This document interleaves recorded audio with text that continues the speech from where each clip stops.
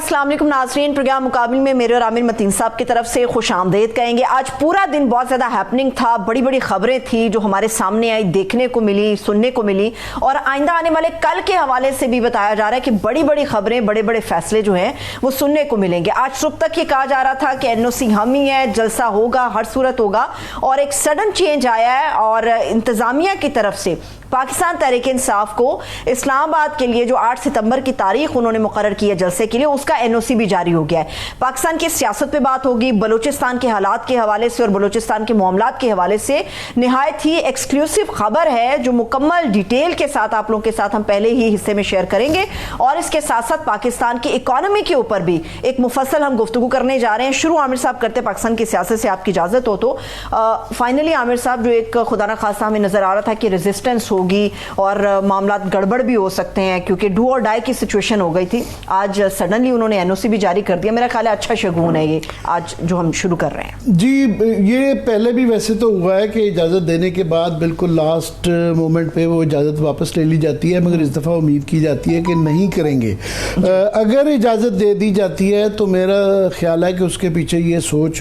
है और होनी चाहिए कि क्या फ़र्क पड़ता है, क्योंकि इस दफ़ा वो बहुत ज़्यादा उनके यहाँ डेस्परेशन पाई जाती है, उनके यहाँ इंटरनली एक्सटर्नली हर जगह से। जब लास्ट टाइम वो बैकआउट कर गए थे, जलसा नहीं किया था, तो बहुत ज़्यादा तनकीद की गई, यहाँ तक कि हुकूमत ने भी मजाक उड़ाया। ख्वाजा आसिफ साहब ने ये फरमा दिया कि जी ये करवा ही नहीं सकते थे, इनकी पसली नहीं थी, इसलिए नहीं ये दौड़ गए हैं। तो इस दफ़ा उनके लिए वो अगर, और जो मुल्क के हालात इस वक्त सिक्योरिटी के, KP के ख़ास तौर पर बलूचिस्तान में, इवन पंजाब के कच्चे में, सिंध के कच्चे में, तो उसके अंदर कोई भी फ़ायदा उठा सकता है, तो क्या फ़र्क पड़ता है, करने दें, कोई हर्ज नहीं है। तो ये मैं समझता हूँ कि अगर ये हो जाती है तो मुस्बत बात है। एक वैसे भी जो है ना, वो स्टीम निकलती रहे तो अच्छी बात होती है, तो स्टीम को रोकना नहीं चाहिए कि बजाय इसके कि वो किया जाए। वरना दरमियान में आप देखें वो बताया जा रहा था कि जी बिल लेके आ रहे हैं कि 7 दिन पहले वो किया जाए, अभी वो वैसे बाय द वे प्रोसेस में है बिल, अभी वो कानून नहीं बना, मगर अगर ये अलाउ कर देते तो कोई वो नहीं होगी। मगर मैं समझता हूँ हम पहले सियासी उस पर बात करेंगे, मगर हम अपनी जो एक्सक्लूसिव स्टोरी एक है और ये बड़ी ही अहम है और इसका तनाजुर इस खबर, इस जलसे से भी थोड़ा सा जुड़ जाता है। आप ये लेके आ रहे हैं जी तरमीम पहले की है, ये एंटी टेररिज्म एक्ट का कानून जो है 1997 का, तो ये उसके अंदर ये एक तरमीम की गई थी पहले कि इसकी जो एक्सक्लूसिव स्टोरी है ये हमारे, मैं बताता जाऊं कि हमारे बड़े सीनियर रिपोर्टर और बड़े ही ज़बरदस्त रिपोर्टर हैं रियाजुल हक साहब, तो उनसे ही ये तफसील हमारे साथ बिल्कुल मौजूद हैं, उनको भी वेलकम करते हैं। जी रियाज, आप खुद ही अगर अपने अल्फाज में बता सकें, क्योंकि आपकी स्टोरी है कि इसके अंदर ये क्या है। बहुत शुक्रिया आमिर साहब। पिछले जुम्मे को तकरीबन एक्सक्लूसिव एक कैबिनेट की मीटिंग बुलाई गई। यूजुअली ये होता है कि हर मंगल को कैबिनेट की मीटिंग होती है, लेकिन पिछले जुम्मे को कैबिनेट की खुसूसी मीटिंग बुलवाई गई और उसमें जो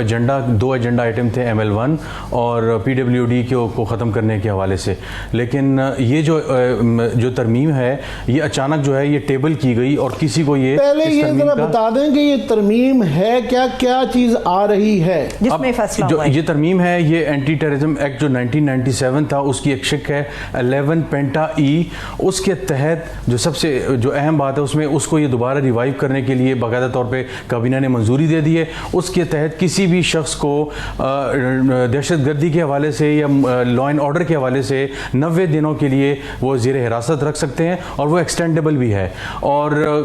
काबीना की सारी जो ब्रीफिंग थी उसमें इंटीरियर वालों ने जो ब्रीफिंग दी उसमें जो सबसे अहम बात थी कि जी बलूचिस्तान में 2016 के बाद से, जब से ये शिक खत्म हुई है सनसेट क्लॉज, उसके बाद से बहुत ज्यादा मसाइल आना शुरू हो गए। 1997 में कानून आया था और ये 2016 में सनसेट क्लॉज की वजह से लैप्स कर गया था। अब वो दोबारा उसको रिवाइव करने जा रहे हैं, उसको ये रिवाइव करना चाह रहे हैं। 2014 से 16 तक ये थी, 2 साल ये चली थी और उसके बाद खत्म हो गई थी। उसके तहत उस जमाने में भी बहुत ज्यादा MQM और उससे रिलेटेड लोग, खासतौर से डॉक्टर आसिम हुसैन, अनीस कायम खानी, इस तरह के लोग जो है वो गिरफ्तार हुए थे। तो ब्रीफिंग में कहा गया कि बलूचिस्तान के हालात बहुत ज़्यादा अबतर हो गए हैं, तो ये जो कानून है इस जब से लैप्स हुए तो मसाइल हो रहे हैं, तो हमें इसको रिवाइव करने की ज़रूरत है। तो काबीना ने बाकायदा मंजूरी दे दी, जिसके तहत उन्होंने कहा कि ये बहुत अशद ज़रूरत है, क्योंकि मुल्क में दहशतगर्दी की जो वाक़यात है वो इतने बढ़ गए हैं कि लॉ इन्फोर्समेंट एजेंसीज़ जो हैं और इंटेलिजेंस एजेंसीज़ हैं उनको ऑपरेशन में मुश्किलात आ रही हैं, और ये वो चीज़ है जो उनको बहुत मदद करेगी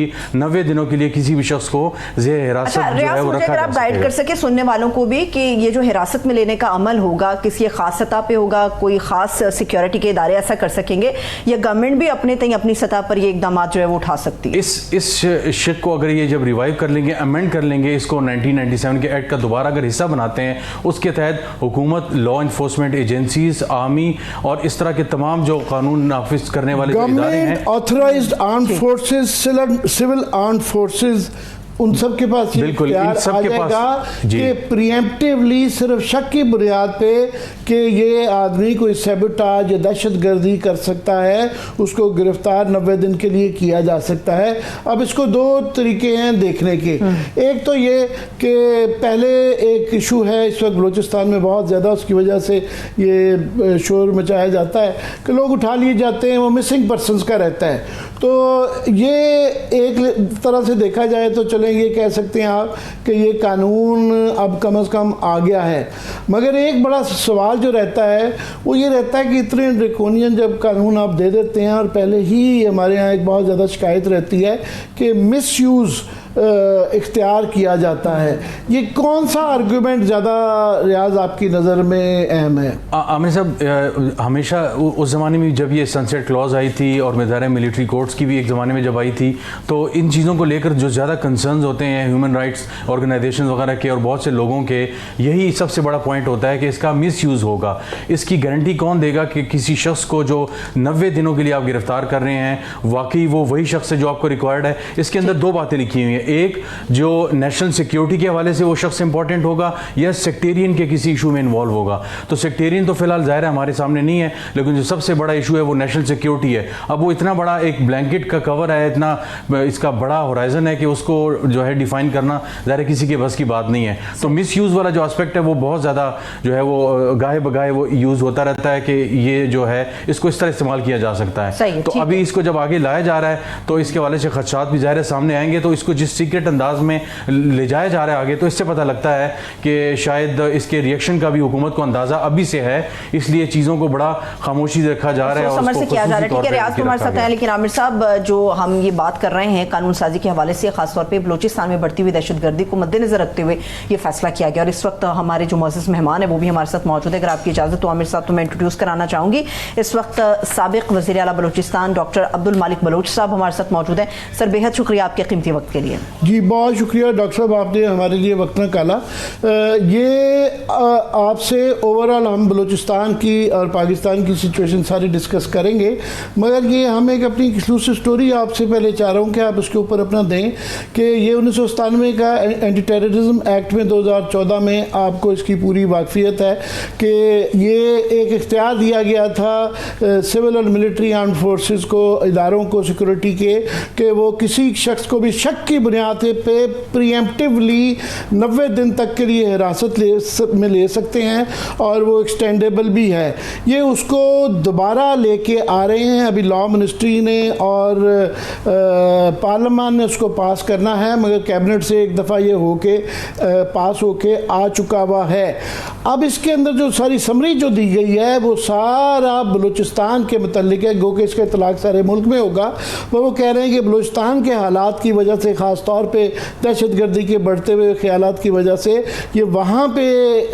ये उसकी वजह से लाना चाह रहे हैं। क्या कहेंगे आप? देखिए, मैंने तो भाई एक्ट नहीं देखा है, लेकिन जो 2014 का एक्ट था वो मजहबी इंतहा पसंदी के लिए लिमिटेड पीरियड का था। अब जो बलूचिस्तान, क्योंकि उसमें नेशनलिज्म और ये लसानी चीज़ों को निकाला गया था, अब मुझे पता नहीं है कि एक्ट में क्या तरमीम आ रहा है या नहीं आ रहा है, मैं पूछ लूँगा। लेकिन जो भी इशू बलूचिस्तान के ख़िलाफ़ हो, बलूचिस्तान के अवाम के ख़िलाफ़ हो, हम उसकी मुखालफत करेंगे। हेलो। ये मैं इसकी तफसील पढ़ देता हूँ। हमारे पास ये हमारे रिपोर्टर रियाजुल हक साहब की तरफ से आई है कि ये 90 दिन के बाद इसकी ये वही वाला पुराने का तकरीबन वही वाला लेके आ रहे हैं जो 2016 में लैप्स हो गया था, उसी को लेके आ रहे हैं। देखिए उसमें तो दो था मजहबी इंतहा पसंदी का, उसमें नेशनलिस्ट फोर्सेस का नहीं था जो पेशावर में हुआ था।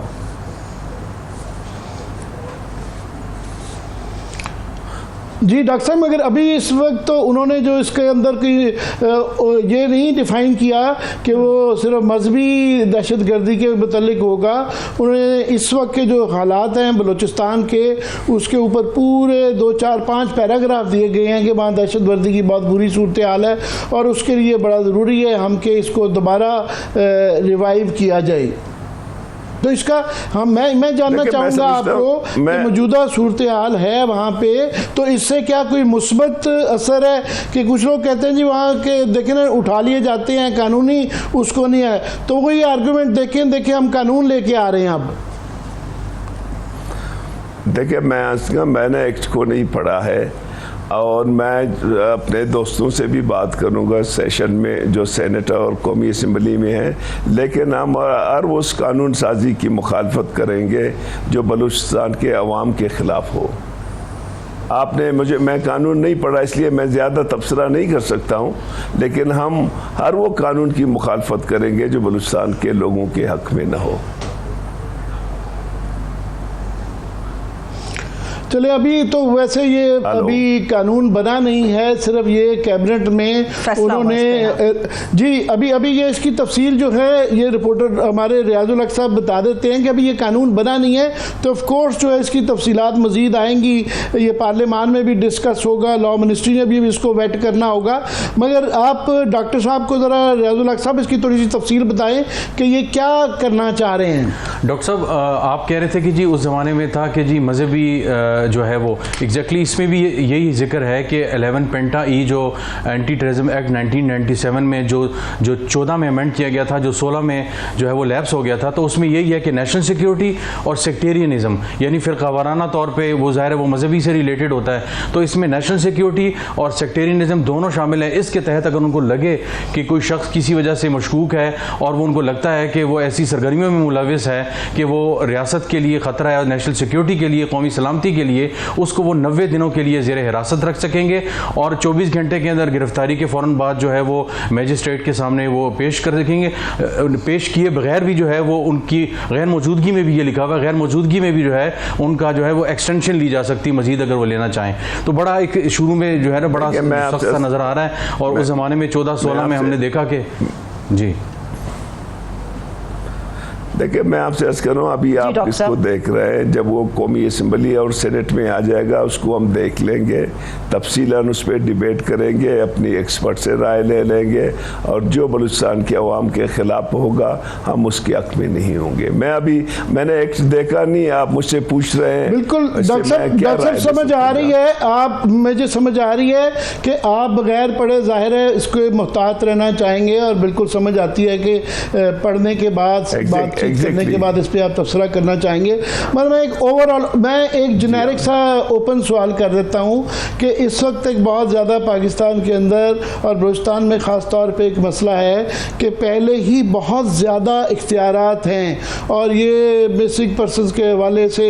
और भी बेताशा मारना पकड़ना दकड़ना बहुत ज़्यादा एक शिकायत रहती है। मगर अगर पॉलिसी, क्योंकि इस वक्त जो है बहुत ज़्यादा बलूचिस्तान के हवाले से पार्लियामान में भी अख्तर मेंगल साहब ने इस्तीफ़ा दे दिया है और तो दोबारा एक किस्म का फोकस आया हुआ है, तो बजाय इसके कि वहाँ ये नज़र आए कि पॉलिसी है कि सियासी हल निकाला जाए, अगर इस तरह के मज़ीद इख्तियार बढ़ाने वाले तरफ गामज़न हुकूमत नज़र आएगी तो आपका क्या रिएक्शन होगा इस पर? देखिए मैं तो समझता हूँ कि बलूचिस्तान को जो एक इंसर्जेंसी शुरू हुई है, इस इंसर्जेंसी को शुरू होना ही नहीं था, लेकिन जनरल मुशर्रफ की गलत पॉलिसियों की वजह से फिर नवाब खैर बशमरी को जेल में डाला, फिर नवाब अकबर ख़ान को शहीद किया, फिर बाद में जो लोग शहीद हुए इसके रद्द अमल में एक इंसर्जेंसी आई। तो हम समझते हैं कि इसका हल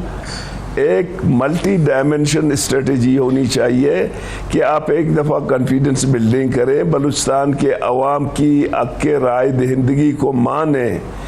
हक के हकीमियत को माने, यहाँ के साहिल व वसाइल को बलूचिस्तान के अवाम के अंदर अवाम को दे दें, मिसिंग पर्सन के मसले को एड्रेस कर लें, यहाँ के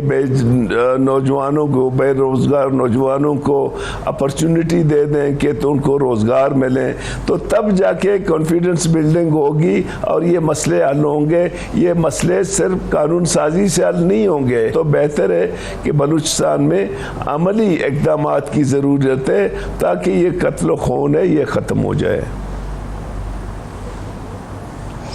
डॉक्टर साहब, मुझे याद पड़ता है कि 2006 में नवाब साहब की शहादत के बाद ये मामला ख़राब होना शुरू हुए, मगर दरमियान में फिर कुछ थोड़े से हालात बेहतर भी हुए थे। मुझे याद है आपकी हुकूमत में, मैं आपको क्रेडिट देना चाहूँगा कि काफ़ी ज़्यादा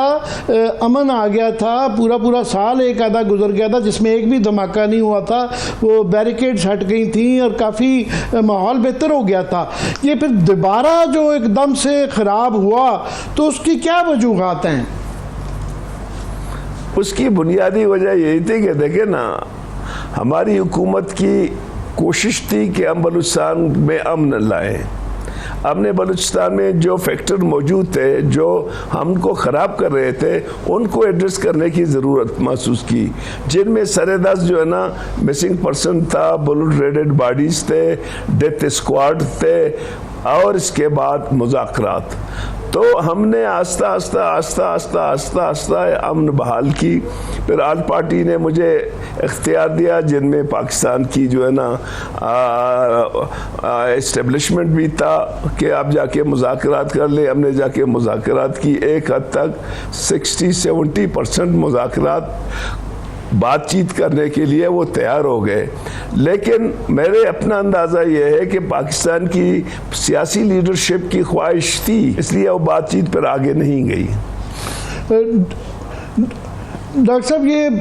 पिछले हफ्ते जो ये सानिया वहाँ हुआ, पूरे बलूचिस्तान के तूल व अर्ज़ में जो है इतने फैलाव उस हंगामे का इतना ज़्यादा था कि मेरा नहीं ख्याल है कि हमारी तारीख़ के अंदर 75 साल तारीख़ के अंदर ऐसा कभी पहले हुआ। तो समझ आती है कि जो दहशत गर्द हैं उनका एहतसाब होना चाहिए, उनको पकड़े जाना चाहिए, मगर एक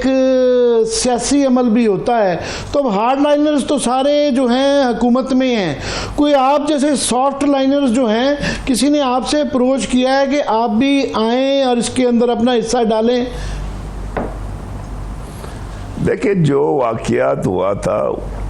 उस 25 और 26 की रात को, वो तो मुकम्मल तौर पर जीवनी से लेकर राडा शाम तक एक ऐसा माहौल पैदा हुआ कि वहाँ रिट ऑफ दी गवर्नमेंट तो नहीं रही थी। वहाँ पे जो बेगुनाह लोगों को राडा शाम में मारा गया, कोटपुर में और ये अपना मस्तंग में, कटकुचा में, ये सारे ऐसे अमल थे जो इंसानियत के ख़िलाफ़ थे और काबिल मज़म्मत थे। लेकिन मैं समझता हूँ कि हमें कम अज़ कम बुलाते हैं सियासी क़यादत के हवाले से या अस्करी क़यादत के हवाले से, हम अपनी तजावीज़ भी उनको देते हैं, लेकिन अभी तक अमल नहीं हुआ है, आगे नहीं गया। हमने हर हुकूमत को, मियाँ साहब की हुकूमत थी या अभी शहबाज साहब आए थे, वज़ीर आज़म साहब यहाँ पे, चीफ ऑफ आर्मी भी आया हुआ था उसके साथ, तो हमने ये हमने कहा कि बलूचिस्तान को मल्टी डायमेंशनल स्ट्रेटजी की ज़रूरत है जिसमें सियासी हो, माशी हो, और इन दोनों को जोड़ के जो महरूमियाँ दिहाइयों से उसको आप एड्रेस करते हैं। लेकिन हमारी बात को वो सुनते नहीं हैं, मतलब सुनते तो हैं लेकिन अमल नहीं करते हैं। ये अमल ना जो करने वाला मामला है, क्योंकि इस तरह के बेताशा दफ़ा मुझे याद पड़ता है कई दहाइयों में कई दफ़ा इस तरह के पैकेजेस, बलूचिस्तान के हकूक़ का पैकेज, आगाज़ हकूक़ बलूचिस्तान, और बड़ी दफ़ा आया, मगर अभी जो है ये क्रेडिबिलिटी का भी ये गैप है। सिर्फ ये अनाउंसमेंट से शायद मसला हल हो जाएगा। अगर फ़र्ज़ करें इस तरह का, अभी तो वैसे वो बातचीत करने के लिए भी पार्लियामान में बड़ी मुश्किल से वो तैयार नहीं हो रहे कि इसके ऊपर डिबेट भी करवाई जाए, तो पैकेज तो दूर दूर तक मुझे तो नहीं नज़र आ रहा। आपसे किसी ने कहा है कि जनाब हम कोई पैकेज के ऊपर काम कर रहे हैं, ये इसकी जो सियासी हल है उसके लिए कोशिश की जाए? मुझे देखो ना, फ्रैंकली हमें ये नहीं किया गया, लेकिन जब भी हमें मीडिया के ज़रिए, मीटिंगों के ज़रिए, असेंबली के ज़रिए जब भी मौका मिल जाता है, हम अपनी पॉइंट ऑफ व्यू को स्ट्रेट फॉरवर्ड रखते हैं कि बलूचिस्तान को अमन दे, तरक्की दे, क्योंकि हम इस वफाक के हिस्से हैं। हम वफाक के अंदर रहते हुए जमहूरी जदोजहद करने वाले लोग हैं। हम ये समझते हैं कि जब तक इस मुल्क को आप आइन के मुताबिक नहीं चलाएंगे, ये मुल्क आगे नहीं चलेगा। आज जो इतनी माशी और सियासी अदम इस्तेकाम है, ये बुनियादी वजह है सियासी क्राइसिस की। आज आपका तमाम सोसाइटी पोलराइज है, पॉलिटिशियन पोलराइज है, जुडिशरी पोलराइज है, इसके एक आपस में उलझे हुए, कभी एक दूसरे के खिलाफ उलझे हुए। इस पोलराइज सोसाइटी में सियासी और माशी इस्तेकाम नहीं आएगा। इसके लिए ज़रूरी है कि तमाम स्टेक होल्डर बैठ के पाकिस्तान को आइन के मुताबिक चलाएं और उस आइन के मुताबिक मसलों का हल निकालें। रियाज, आप कुछ शायद डॉक्टर साहब से पूछना चाह रहे हैं। मैं मालिक साहब, इसकी एक और कॉन्टेशन है जो बहुत ज़्यादा ख़तरनाक भी है। जैसे इन्होंने जिक्र किया आमिर साहब ने कि जी बलूचिस्तान में बहुत बड़े स्केल पे ये फैल गया था, लेकिन इस कानून के बाद जो बज़ाहिर नज़र आ रहा है कि हुकूमत को भी इख्तियार हासिल हो जाएगा, तो इससे ये लगता है कि शायद खैबर पख्तूनख्वा में, पंजाब में और सिंध की हद तक भी जो सियासी मुखालफीन हैं उनको भी जो है इस तरह के जो है ये मामला जो है फैल सकता है। तो ये एक बहुत बड़ा खदशा जो है वो ये भी जाहिर किया जाएगा आने वाले दिनों में इस मामले पे, क्योंकि इसमें सिर्फ दहशतगर्दी वाला मामला नहीं है। अगर नक्शे अमन के तहत भी कोई हो जाए, चूँकि नेशनल सिक्योरिटी एक बहुत बड़ा एक जो है वो होराइजन है, तो आपको लगता है कि शायद इस तरह की चीज़ों से मज़ीद जो है वो मामलात इंस्टेबिलिटी की तरफ जाएंगे, क्योंकि बलूचिस्तान से ये फैल के पूरे मुल्क की तरफ जा सकता है अगर ये इस तरह की चीज़ें नाफिज़ुल अमल होना शुरू हो जाए। देखिए, मैं समझता हूँ कि बलूचिस्तान में जितना आप उलझने पैदा करोगे, जैसे अभी जो है ना हमारी इत्तला के मुताबिक हज़ारों की तादाद में या सैकड़ों की तादाद में लोगों को फोर्थ शेड्यूल में डाला गया है, जो पढ़े लिखे लोग हैं, प्रोफेसर्स हैं, जर्नलिस्ट हैं, सरकारी मुलाजिम हैं। अब इससे तो चीज़ें ख़राब होंगी ना, इससे मसले ज़्यादा ख़राब होंगे। हम तो कहते हैं कि बलूचिस्तान में वो इस्लाहात करें जो हमको प्रिवेल करे, ऐसे इक़दाम से गुरेज करें जो हम अमन को मज़ीद ख़राब कर लेते हैं। अब देखें, हमारी इख्तियार में तो नहीं है, हम ज़्यादा से ज़्यादा तजावीज़ें दे सकते हैं, बात कर सकते हैं। बाकी अगर मुल्क को उन लोगों ने सही डगर पे चलाना है तो ये तमाम अपने अवाम को एतमाद में ले लें, बलूचिस्तान के अवाम पे एतमाद ले लें, उन पर ट्रस्ट कर लें, क्योंकि जब आप मुझ पे भरोसा कर लेते हैं तब मैं आप पर भरोसा करूंगा। तो मैं समझता हूं कि हमें सियासी मसलों को सियासी अंदाज पे डील करना चाहिए। जी, बहुत बहुत शुक्रिया डॉक्टर साहब आपका हमारे लिए वक्त निकालने का। अभी ब्रेक ले लेते हैं अगर आपकी इजाज़त हो। मैं जरा मैं थोड़ा सा इस पे ज़रूर रियाज से पूछना चाहूँगा कि बड़ी अहम बात रियाज ने की कि ये हम तो डॉक्टर साहब से, क्योंकि इसके अंदर बलूचिस्तान का बहुत ज़्यादा जिक्र है, मगर इसका इतलाक़ क्योंकि पूरे पाकिस्तान पे होना है और यहाँ पहले ही एक सूरत हाल है जिसमें ख़ास तौर पर PTI जो है वो बहुत उनको शिकायत रहती है और काफ़ी हद तक जायज़ भी है कि उनके लोग उठाए जाते हैं। और बिल्कुल, तो पहले तो वो फिर भी जो उठाए जाते थे तो यहाँ वो कुछ ना कुछ, ये तो शक की बुनियाद पे, इसका मतलब है कि अब जिस तरह ये 8 तारीख को भी जो है, अभी तो खैर ये नहीं, कानून नहीं बना, मगर नेक्स्ट टाइम कोई इस तरह का होगा तो शक की बुनियाद के ऊपर टेररिज्म के या नक्शे अमन के भी तो आप किसी को भी उठा लेंगे, तो ये तो फिर एक बहुत ज़्यादा मेरा ख्याल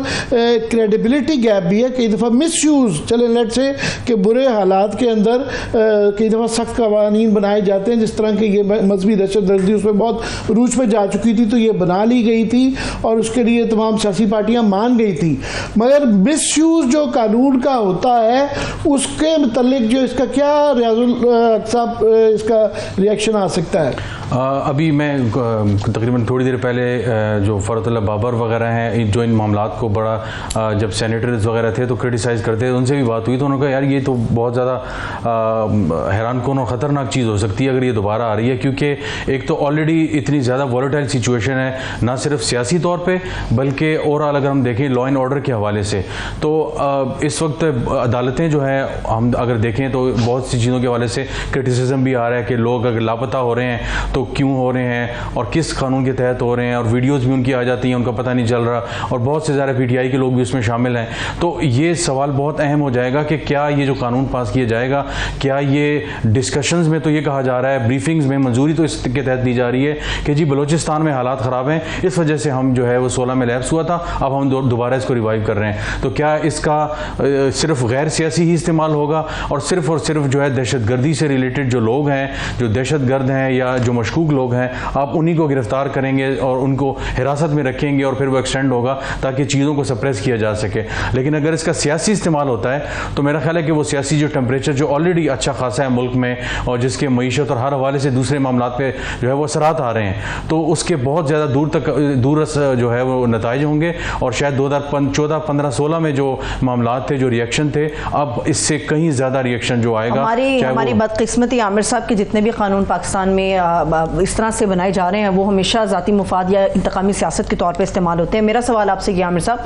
कि इसमें बताया गया है कि नेशनल सिक्योरिटी का इशू बनेगा, शक की बुनियाद पे भी आदमी को उठाया जा सकता है जिसको भी उठाना है, और 90 दिन के लिए हिरासत में होगा। लेकिन क्या कोई इस चीज़ के ऊपर क्वेश्चन रेज करेगा कि जिस शख्स को उठाया गया है उसके बारे में आपका शक गलत था? अगर गलत था तो 90 दिन तक जो उसकी इज्जत नफ्स मजरूह होती रही है उसका खुमियाजा कौन भुगतेगा, उसका हिसाब कौन देगा? ये भी बड़े इंपॉर्टेंट क्वेश्चन है। ये भी बहुत इंपॉर्टेंट है, और वो ना सिर्फ 90 दिन के लिए होगा, वो एक्सटेंडेबल है, तो अगले 90 दिन के लिए भी दोबारा मांगेंगे। अभी भी हम तफ्तीश कर रहे हैं। और एक और इसके अंदर जो बड़ी अहम चीज जो तजवीज़ दी गई है वो है कि मशकूक अफराद के घरों पर छापे और शाह की जब्तगी का इख्तियार भी मिल गया है कि ये फिर घर से आपके कुछ भी वो आपका उठा के ले जाएं, और बाद में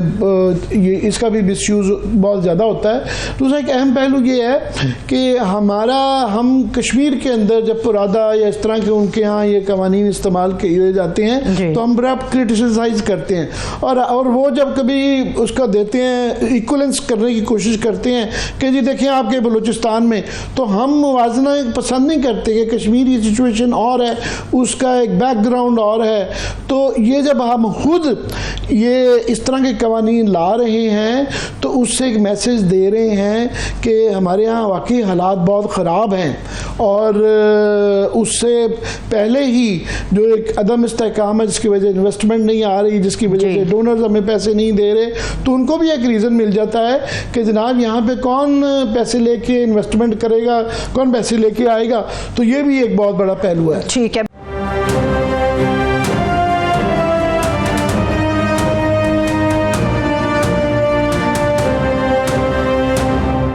ब्रेक के बाद एक मरतबा फिर से खुश आमदेद कहेंगे तमाम देखने वालों को। पाकिस्तान की मुआशी सूरत हाल पर हम बात करने जा रहे हैं और इस वक्त हमारे साथ सीनियर सहाफ़ी और मुआशी तज्ज़ियाकार मैं कहूँगी शहबाज राना साहब मौजूद हैं। बहुत शुक्रिया शहबाज साहब, थैंक सो मच आपके वक्त के लिए। ओवर टू यू आमिर साहब। जी शहबाज साहब, आपसे बड़ी शिकायत है कि स्टोरियाँ आप करते हैं और जो है ना तनकीद का निशाना हम बन जाते हैं। मैं नाज़रीन के बैकग्राउंड के लिए बता दूँ कि पंजाब के अंदर एक कोशिश की गई, 14 रुपये पर यूनिट का उन्होंने अनाउंस किया और बहुत उसकी तशहीर भी की गई कि ये रियायत अवाम को दी जाएगी। और जब ये हुआ तो उनकी नीयत और उनके एफर्ट की हमने बड़ी तारीफ़ की कि बड़ी अच्छी बात है कि ये चाहे वफाक में या सूबे में सोचा जा रहा है कि अवाम तकलीफ़ में है तो ये करना चाहिए, अच्छी बात है। दोनों दफ़ा जब भी इसका जिक्र हुआ तारीफ़ से शुरू किया, मगर फिर उसके अंदर एक रखना पड़ गया कि शहबाज राना साहब ने स्टोरी की कि जनाब इन्होंने ये कर तो लिया है मगर IMF ने एतराज़ कर दिया है कि आप इस तरीके से नहीं, अगर आपने गरीबों को देना है तो वो बिस्क जो बेनज़ीर इनकम सपोर्ट फंड है उसके ज़रिए, बल्कि वो इसरार करते हैं कि और पैसा दें वहाँ पे, मगर इस तरीके से आप नहीं दे सकते। तो उसके बाद जब इन्होंने ये स्टोरी दी तो अज़मा बुखारी साहबा जो पंजाब की इंफॉर्मेशन मिनिस्टर है, बड़ी मोहतरम है, मगर उन्होंने बड़े ही एक प्रेस कॉन्फ्रेंस की और जिसमें इनके अलावा बाकी सहाफ़ियों पर भी कहा कि गैर जिम्मेदार से लोग हैं, बगैर पूछे कर देते हैं, IMF ने तो किसी को नहीं बताया। उसके बाद वफाकी गवर्नमेंट ने ये लिख के भी भेज दिया, ये भी खबर चल गई जिसकी तरदीद नहीं की गई। फाइनेंस मिनिस्ट्री ने सूबों से कहा है कि जनाब आप आइंदा ऐसी बात ना करें। उसके बाद हमने उस स्टोरी का जिक्र किया तो आज हमारी प्रोड्यूसर साहबा हैं तमसीला, उन्होंने ट्वीट कल के प्रोग्राम में हारून शरीफ साहब हमारे साथ थे, इस पे हम बात कर रहे थे, तो आज उन्होंने मेरा नाम नहीं लिया मगर क्योंकि वो मेरी नीचे वीडियो है तो इसलिए मैं मजबूर हूँ कि इसका एक्सप्लेनेशन दे दूँ कि बार बार तरदीद करने के बावजूद, ये उन्होंने ट्वीट की अज़मा बुखारी साहबा ने, बार बार तरदीद करने के बावजूद सीनियर सहाफ़ी को इस तरह से प्रोपेगेंडा काबिल अफसोस है। अल्लाह जाने अवाम के मफाद वाले रिलीफ से इतनी तकलीफ़ क्यों है। बाखुदा अवाम की खुशी पे खुशी होना सीखें। ये चंद हज़ार रुपये उनके लिए क्या माने रखते हैं उनको शायद मालूम नहीं। कभी IMF का नाम, कभी वफाकी हुकूमत। अब ये पता नहीं क्या वो कहना चाह रही हैं, अभी भी वो तरदीद को उसको ओन कर रही हैं या नहीं कर रही हैं। शहबाज राना साहब, ये स्टोरियाँ आप देते हैं, ये तनकीद हमें फेस करनी पड़ती है, क्या करें हम? और एक्चुअल सिचुएशन है क्या, ज़रा आप बता दें पहले कि ये हमने कुछ गलती की या उनका कोई गलत समझ आई है। जी बिस्मिल्लाहिर्रहमानिर्रहीम, बहुत शुक्रिया आप दोनों का। देखिए, पंजाब हुकूमत के पास हो, चाहे पंजाब की हुकूमत हो चाहे वफाक की हुकूमत हो, उनके पास अब ज़्यादा इख्तियारात तो है नहीं, तो थोड़ा सा उनको चीखने का तो हक देना। आप बड़ी ज़्यादती करते हैं, वो इतराज़ करते हैं, उसके ऊपर भी आपको इतराज़ होता है। ये एक इंतहाई संजीदा मामला है आमिर मतीन साहब, ये जो IMF का प्रोग्राम है, और ये पहली दफ़ा नहीं हुआ। आपको याद होगा कि जब हमज़ा शहबाज शरीफ साहब भी वज़ीर आला बने थे, correct me if I am wrong, उन्होंने भी इस तरह की कोई सब्सिडी देने का प्रोग्राम बनाया था जो कि बाद में IMF ने रिवर्स करवा दिया था। पाकिस्तान में इस वक्त यूनिफॉर्म एक टैरिफ है। यूनिफॉर्म टैरिफ का मतलब ये है कि बिजली अगर 100 यूनिट कोई कंज्यूम करेगा कंज्यूमर, चाहे वो फैसलाबाद में बैठा हुआ है, मुल्तान में बैठा हुआ है, कराची में है, पेशावर में है, तो उस 100 यूनिट की जो कीमत है वो पूरे पाकिस्तान में एक ही होगी। ये एक निज़ाम पाकिस्तान के अंदर राइज है। हालांकि आमतौर पर जो इकोनॉमिक प्रिंसिपल है वो ये है कि जहां की जो एफिशिएंसी इनएफिशिएंसी है उसके मुताबिक रेट होना चाहिए, लेकिन हमने वफाक की चारों इकाइयों को इकट्ठा रखने के लिए और सूबों के दरमियान कोई डिस्पैरिटी पैदा हो तो एक रेट रख दिया। अब जो इलेक्ट्रिसिटी और गैस के ऊपर इवन की जो सब्सिडीज भी होती हैं वो देनी है या नहीं देनी वफाकी हुकूमत देती है, और उसका जो रेट भी होता है वो नेपरा डिटर्मिन करता है, वफाकी हुकूमत उसकी मंजूरी देती है। अब इस केस में जब इन्होंने पंजाब की हुकूमत ने जो सब्सिडी दी 201 यूनिट से लेकर 500 यूनिट्स तक के कंज्यूमर्स के लिए, तो उस वक्त इनका दावा यह था कि चूंकि सूबाई हुकूमत ने बजट से पैसा काट के दे दिया, किसी को एतराज नहीं होना चाहिए, और वज़ीर आज़म शहबाज शरीफ साहब ने भी कह दिया कि जी देखिए बाकी सूबे भी दे सकते हैं, कोई मसला नहीं है। मेरा उस वक्त भी मुझे ये फियर आया कि ऐसा हो नहीं सकता, हम IMF के प्रोग्राम के अंदर ये क्या हरकत की है। तो ज़राए से जब मैंने चेक किया वजारत खजाना से, वो उनको भी इस पर काफ़ी प्रॉब्लम था, उनको कंसल्ट भी नहीं किया गया था। तो जब ये पंजाब हुकूमत की मूव होगी उसके बाद IMF की तरफ से 2 से 3 नई शराइत आई, और उसमें जो मैं लिख भी चुका हूं अपनी स्टोरी के अंदर, उसमें एक शर्त यह है कि आपने जो 30 सितंबर तक देनी थी वो दे दी, ये तो रहेगी। आगे जब तक IMF का प्रोग्राम चलेगा 37 मंथ्स का, तब तक कोई भी सूबाई हुकूमत बिजली और गैस के ऊपर सब्सिडी नहीं देगी। अब ये चीज़ जो है इन राइटिंग सूबों को कम्युनिकेट हुई है वजारत खजाना की तरफ से। अगर मैंने ये खबर गलत की होती, हम जर्नलिस्ट हम गलती भी कर सकते हैं, तो इसकी कोई तब्दील आ जाती वजारत खजाना की तरफ से, जी ऐसे तो हमें ना तो कोई इंस्ट्रक्शन मौसूल हुई है ना ही हमने पास ऑन किया। और जो अज़मा बुखारी साहिबा की जो इंस्ट्रक्शंस हैं या उनकी वो प्रेस रिलीज है उसके अंदर बड़ा वो सेफली प्ले कर रही हैं। जी IMF ने तो कोई ऐसा इलामिया जारी नहीं किया, और ये कि बड़े एहतियात से बात करनी चाहिए। बार बार जो कह रही हैं कि बार बार तरदीद करने के बावजूद कि तरदीद वो कह रहे हैं कि जी उनको नहीं कहा, अगर उनको डायरेक्टली नहीं कहा तो वो उनको वफाक के साथ क्योंकि डील कर रहे हैं, और वफाक जिस तरह आपने कहा कि ये खबर भी चल चुकी है और 2-4 रोज़ पहले चली है, और इसकी कोई तरदीद वफाक ने नहीं दी है गवर्नमेंट ने कि उन्होंने सुबह को मना किया है। ना सिर्फ ये बल्कि जो सोलर के ऊपर भी अनाउंसमेंट की जा रही हैं उसके ऊपर भी शायद IMF को इतराज़ हो सकता है या हो गया है। देखिए जो सोलर वाली चीज़, और मैंने अपनी खबर में लिखी थी, जो IMF की तरफ से नई शराइत आई ना, उसमें इस तरीके से सोलर का जिक्र नहीं है, लेकिन कैसे आता है सोलर कवर होता है। IMF की जो शराइत हैं सूबों से मुतालिक, और एक चीज़ यहाँ पे मैं बिल्कुल वाजे कर दूँ आमिर साहब, अनलाइक दी पास जब ये IMF का जो प्रोग्राम होता था वफाकी बजट तक वो होता था रिस्ट्रिक्टेड, इस दफ़ा का जो IMF का प्रोग्राम है, और मैंने दस्तावेज़ात खुद देखी हुई हैं, मैं कोई किसी जरिए के से आपको ये बात नहीं पहुँचा रहा। इस दफ़ा का जो IMF का प्रोग्राम है उसमें सूबों से रिलेटेड तकरीबन 10 के करीब शराइत हैं सूबों के बजट से रिलेटेड, जिसके ऊपर एक और शर्त के ऊपर मैंने आज भी स्टोरी की हुई है कि आप एग्रीकल्चर सपोर्ट प्राइस भी डिटर्मिन नहीं कर सकते सूबाई हुकूमत। अब coming to your solar question, जो शर्त है कि आप गैस, और जो सूबे हैं वो गैस और इलेक्ट्रिसिटी के ऊपर सब्सिडी नहीं दे सकते, नंबर 1, और नंबर 2 जिसमें ये फिर सोलर कवर हो जाता है, वो शर्त ये है कि आइंदा कोई भी सूबाई हुकूमत कोई ऐसा काम नहीं करेगी जिसकी वजह से IMF के प्रोग्राम के कोई भी जो अहदाफ हैं उसके खिलाफ कोई चीज़ जारी हो। अब IMF के प्रोग्राम का एक हदफ है कि आपने जो बिजली के शोबे में सर्कुलर डेट है वो आपने कम करना है। जब आपने सर्कुलर डेट कम करना है तो आपने उसके गैस को बिजली की कीमत मुकर्रर की हुई है, कहीं से आपने रिकवरीज का भी एक नंबर लिया हुआ है। अब पंजाब जो है वो पाकिस्तान का सबसे एफिशिएंट सूबा है इन टर्म्स ऑफ हमारे जो कंज्यूमर्स हैं, जो सारिफीन है पंजाब के और इस्लामाबाद के, ऑलमोस्ट बाकी सूबों से बहुत बेहतर है। मेरी मरियम बीबी से ये दरखास्त कि इक्तिसादियात के लिए अपना तर्जुमान कोई और रख लें जिनसे कम से कम बातचीत की जा जाए, क्योंकि मुझे उनकी ये बड़ी सख्त अल्फाज के अंदर ये जो प्रेस कॉन्फ्रेंस भी की और अब ये जो ट्वीट्स भी है इसकी मंतक नहीं समझ आ रही। मुझे समझ नहीं आ रही कि वो मान रही हैं कि नहीं मान रही हैं, तो उनके मानने से फ़र्क नहीं पड़ता, ये तो हो गया है। मैं आपसे जो पूछना चाहूँगा कि अब क्योंकि अनाउंसमेंट हो गई, बिलों के ऊपर घरों में ब्रोशर भी चले गए, बिलों के ऊपर लिख के भी आ गया कि आपकी महबूब चीफ मिनिस्टर साहबा ने आपको ये रिलीफ दे दिया, तो अब अगर एतराज़ हो गया है तो ये क्या कोई उनके पास तरीका है, गुंजाइश है, क्योंकि उनकी नीयत है कि लोगों को रिलीफ देने की, तो किस तरीके से ये ख़त्म हो गया मामला या किसी और मत के अंदर ये चीज़ की जाएगी?